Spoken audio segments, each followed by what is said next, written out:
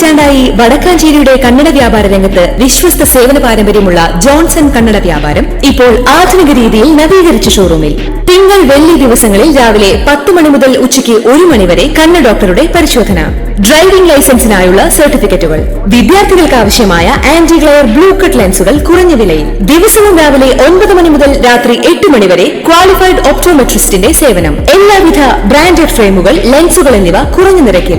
Johnson Kannada വ്യാപാരം, John's tower, divine ആശുപത്രിക്ക് എതിർവശം, Vadakkanchery. Phone 94963474.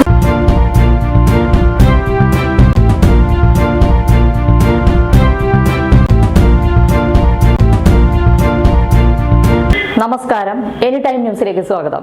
KSU Vadakkanchery നിയോജകമണ്ഡലം കമ്മിറ്റിയുടെ റാപ്പിഡ് റെസ്പോൺസ് സേന ബ്ലൂ ബറ്റാലിയന്റെ യൂണിഫോം യൂത്ത് കോൺഗ്രസ് ദേശീയ സെക്രട്ടറി PN വൈശാഖ് പ്രകാശനം ചെയ്തു. വടക്കാഞ്ചേരിയിൽ പ്രളയ സമയത്ത്, കോവിഡ് മഹാമാരി സമയത്തും KSUവിന്റെ സേവനം മികച്ചതായിരുന്നുവെന്നും ബ്ലൂ ബറ്റാലിയൻ സേന വടക്കാഞ്ചേരിക്ക് മുതൽക്കൂട്ടാകുമെന്നും യൂത്ത് കോൺഗ്രസ് ദേശീയ സെക്രട്ടറി അഭിപ്രായപ്പെട്ടു.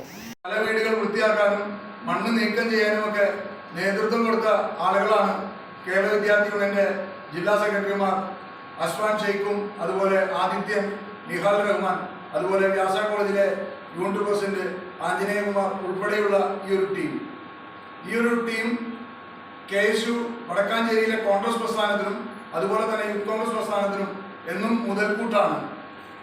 ഈ ഒരു 15-അംഗ സംഘം കഴിഞ്ഞ കോവിഡ് കാലഘട്ടത്തിൽ സജീവമായി RRT പ്രവർത്തനങ്ങൾ ഉൾപ്പെടെയുള്ള കാര്യങ്ങൾക്ക് നേതൃത്വം കൊടുത്ത ഒരു ടീമാണ്. അവരാണ് ഈ പ്രളയത്തിലും ഏറ്റവും അധികം വോളണ്ടിയേഴ്സിന്റെ കൂടെ, ഫയർഫോഴ്സിന്റെ കൂടെ, അതിനുശേഷം വീടുകൾ വൃത്തിയാക്കാൻ ഒക്കെ നേതൃത്വം കൊടുത്ത ടീം. ആ ടീം ബ്ലൂ ബറ്റാലിയൻ വടക്കാഞ്ചേരിയായി പുതിയ ഒരു കെയർ സംവിധാനമായിട്ട് മുന്നോട്ട് വന്നിരിക്കുകയാണ്.